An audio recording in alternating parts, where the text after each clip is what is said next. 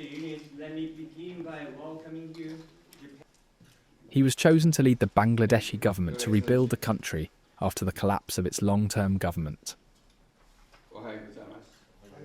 On May 29th, NTV was able to have an individual interview with Yunus.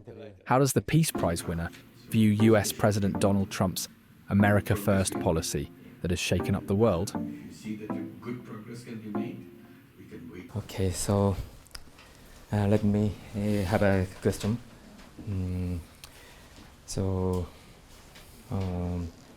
I'd like to convey your message to the Japanese audience. Okay. So let me start by asking about the current state of affairs in Bangladesh. You are trying major reforms after Yes. Prime Minister Hasina's exit. Yeah. And could you explain your plan for reforming to a democratic system? Yeah. We have three responsibilities for the interim government in Bangladesh. One is to reform. So there's a lot of reform to do. Because institutions, policies, and organizations were totally destroyed during Hasina's regime. Unless we reform them, it will be meaningless to have a new government because they will be following those same principles, same structures and so on. So we are given the responsibility to make fundamental reforms in large sectors, large number of sectors. So we are engaged in that. We created commissions. We created 15 different commissions on different subjects. They have submitted their report. Now we are going to building up consensus because each party has to take a position, whether they support the recommendation, whether they don't support the recommendation. So we make it very transparent, which party supported which recommendation, which party didn't support constitution. And then we'll make it public. Yeah. So this is one way of the reform. The next one is the trial process. To make sure all the perpetrators, the terrible things, the deaths and the plundering that took place in Bangladesh during the 16 years of Hasina's rule, we want to bring them to trial. So a special tribunal has been formulated. Now allegations have been examined. This will be, trial process will begin, almost beginning right now. So we'll have to finish that. Not finish, we have to make it an ongoing trial. And the last is the election. So we announced that the election may take place between December of this year to June of next year. That's the period within which we'll decide a date and have the election. Okay. Yeah, I know the leaders who try to reform inevitably face difficulties I know. between demands from different political camps and growing public impatience. Yes. Yeah, we see political tensions are escalating and between parties. And so, yes, as you said, the timing of general election, will it be in this year, December? From December to June of next year. We have not identified exact date yet. So in consultation with the process that is going on, we'll see what progress we have made. Yeah. And if you see that a good progress can be made, we can wait until June of next year. If the progress is slow and everybody says, let's get the election done, then December is the date. So between December and June, we'll have a date. Okay. So some media have recently said that Dr. Yunus may step down. Could you clarify whether these reports are accurate or not? No comment, because the more I comment, the more problems begin. Right. Yeah. So your government includes student leaders. How do you, using the opinions of younger people, younger generation, how do you use? They were the leaders of this uprising. They have their dreams. All the millions of young people in Bangladesh, they represented these dreams. So we thought we are coming from outside. We are not part of this movement actively. we are all supporting, but not active participant or not leading this uprising. So they are the one who are leading. So in order to make sure their aspirations, their dreams are communicated in a daily basis within the government, so we thought we include some of the top leaders of this uprising. So these three came under that. So they are representing the spirit of the uprising and making sure that the government works for that. Yeah, your philosophy of social business and the world without poverty is currently spreading in Japan as well. Yes, and many very happy. younger generation was moved by your speech and so on. So I'd like to change the question about the Trump administration. Yeah. Last month, U.S. President Donald Trump announced introducing reciprocal tariffs, and this policy, 37% tariff will be imposed from Bangladesh. Yeah. So this move seems to have a major impact on the garment industry, textile industry of Bangladesh. So how do you deal with this offer? Just like other countries, it was a sudden thing came, and we are struggling with our economy. On top of it, you have this, makes it more difficult for us to handle that. But we are looking for options, how to make sure that we can create a win-win situation between the US and Bangladesh. They were insisting that there's a big trade gap between Bangladesh and USA. If you buy more from USA, your position will be different. So we're discussing among ourselves, how can we buy more from USA? What are the items that easily we can switch from one country to another country like USA? Cotton comes up very quickly because we are exporter of a garment industry. We sell lots of garments in the world. We are number 2 in the world in garment industry after China. Yeah. So they need, our industry needs lots of cotton. Presently we buy it from India, from Middle Asia, Central Asia. So can we shift that? And we see it's possible. So we're examining what is the price differences and so on, how easy, how difficult, time-wise, etc., etc. LNG is another thing that we can buy from USA. Oil, vegetable oils and so on, we can buy from USA.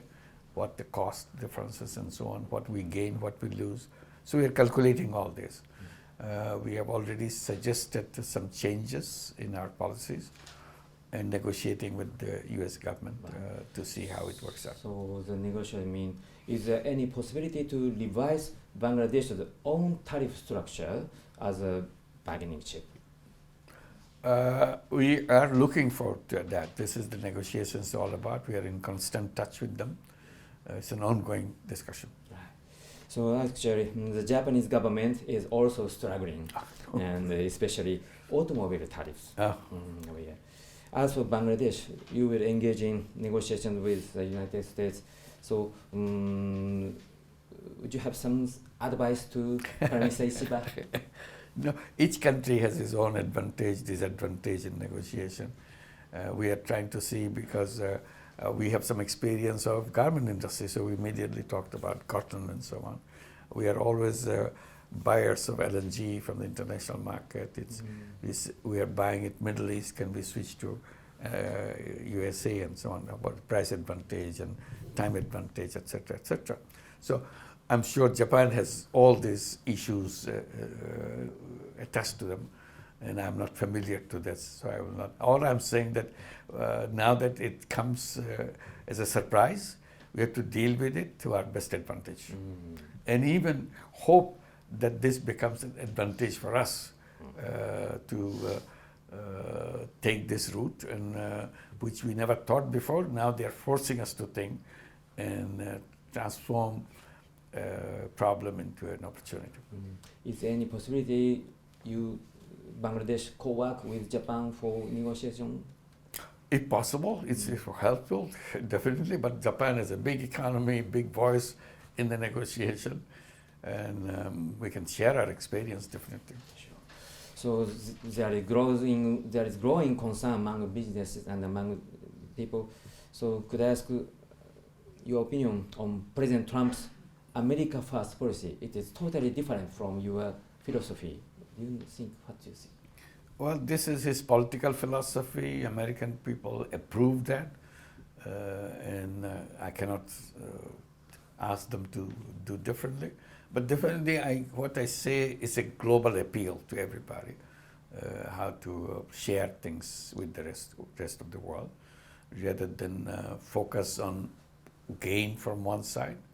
We share whatever we do, share within the country, among the countries, between people at the bottom to people at the top, because I'm very vocal on the issue of wealth concentration. Wealth concentration within a country, all the wealth you generate goes to the top.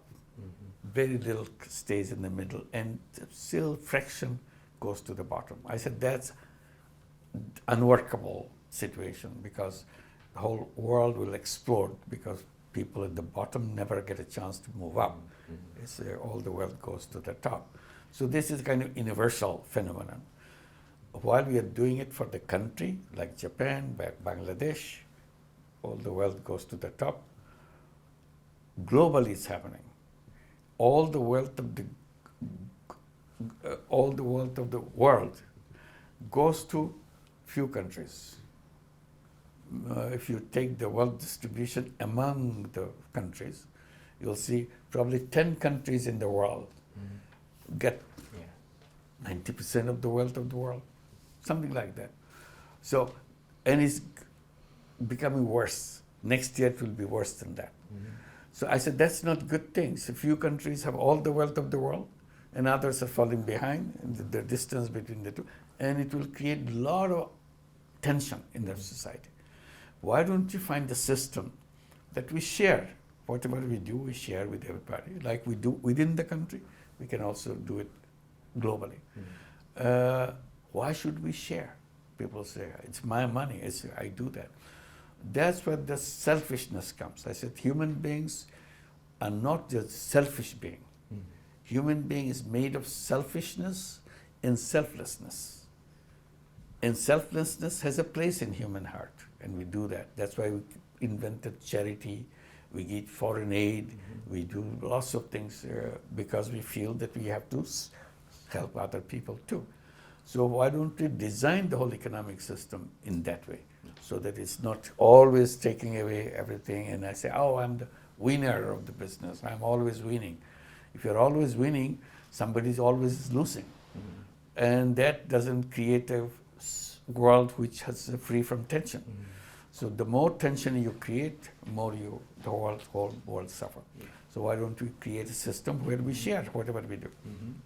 So that's why we talk about the social business and all that. Yeah, please have a look.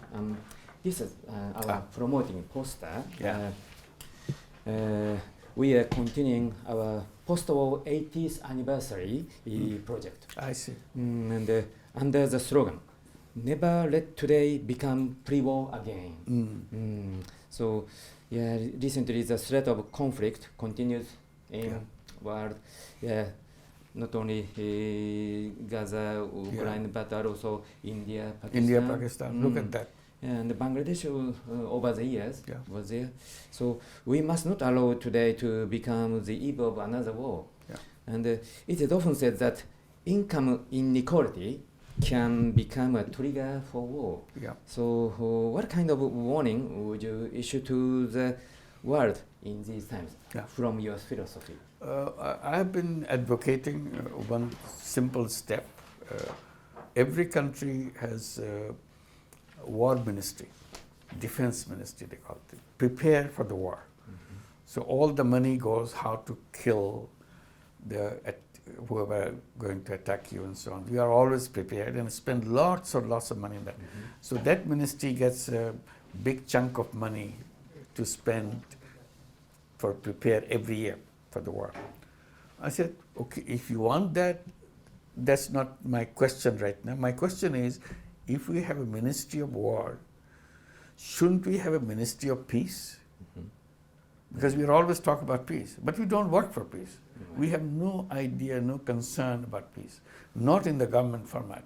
I said the legitimate thing is we should have, if you want to have Ministry of War, you should also have Ministry of Peace, so that we develop mechanism, develop technology, so that we have peaceful existence for all of us. First with our neighbors and global situation, and how to enhance the capacity of the United Nations and other international organizations, so that we have a peace before we go into war. It doesn't make sense why India and Pakistan should be fighting, spending huge amount of money for nothing.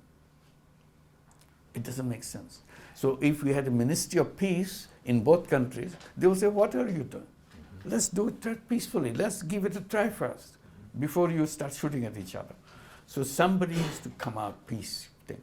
So we have to include it in our system. Today, peace is not included in our system, but we always talk about peace. That's our problem.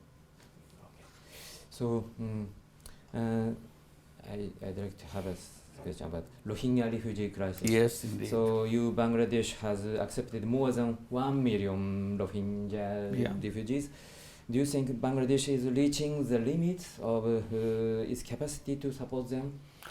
It's not only limit and the capacity, it's about our tension in the society, because people around the camps, Bangladeshi people, they are getting more and more upset, more and more hostile to them.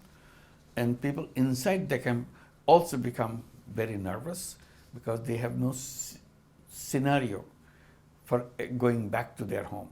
The children are born in these camps and they are growing up without any future, without any hope. That creates a lot of tension. And these young people have technology in their hand, they have the mobile phone, they communicate with each other, they see the world on television every day, and they see what they are. They don't know whether they should learn anything about Myanmar, because they are supposed to go back or ever going back. So why am I learning this if I'm not going back? Where am I going? Are we staying here? Then why don't you teach us things that are happening here? So all kinds of uncertainties. So we said that is very dangerous for Bangladesh, because it's breeding all kinds of tension within the camps, and young people are getting angrier and angrier, and that anger can explode in any direction, and it will not be a good result when it explodes.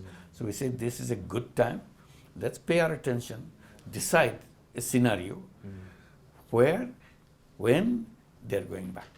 That's it. So what kind of help do you want from international community or from Japan? Yeah, particularly in Japan, because Japan has been very helpful in that, and Japan has a voice.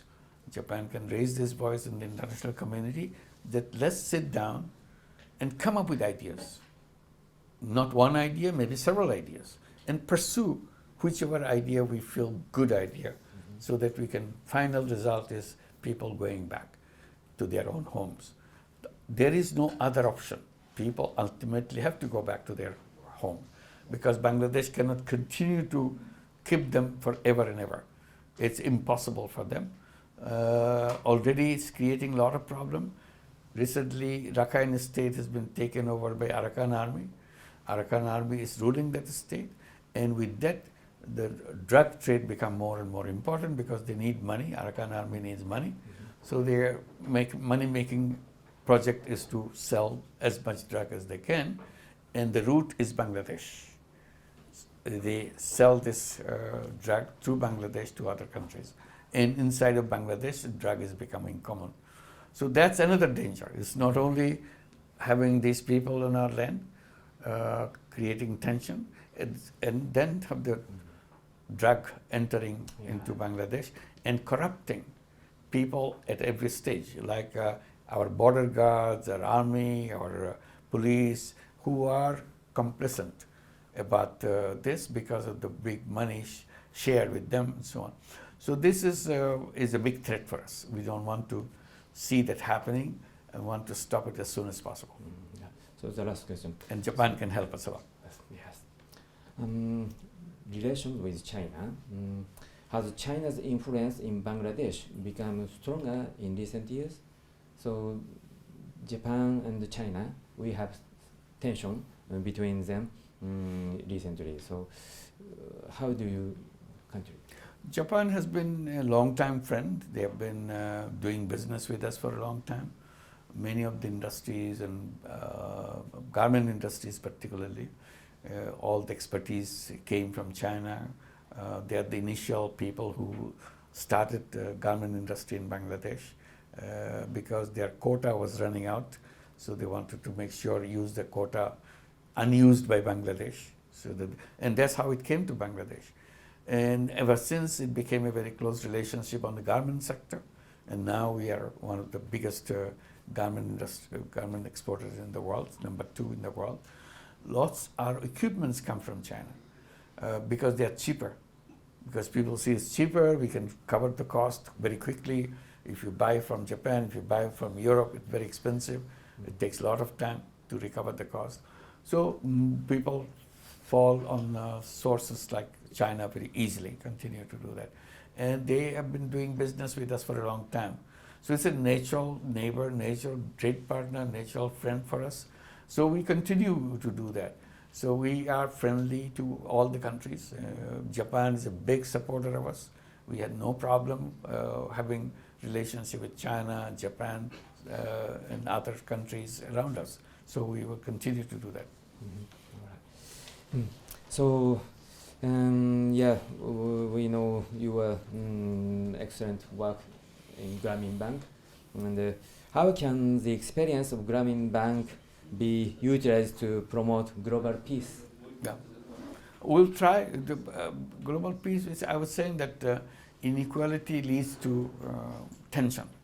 So if you can overcome poverty, this will ease the relationship among the people and so on. So continue to do that. Offer our service. This will help people to gain respect, self-respect, and take care of themselves. And their children see a possibility building their own future. Microcredit is small businesses they do. Now we are encouraging young people to become entrepreneur, taking money, the social business money, we invest in your business. Once you are successful, you return the money, you own all the shares that I own because I give you the money. So now it becomes 100% of your ownership. If you need second round of money, same process. You sell share to me, I give you the money. And I do this not to make money from you, to make sure that you are working it in a way that you make profit to pay me back so that you become self-reliant. And I can continue my work because I get my money back and I give it to somebody or even to you to expand in businesses and so on. So those are the kind of things helpful for building hope. Hope is the most important piece for peace. That if you can create hope, peace will be easy to achieve.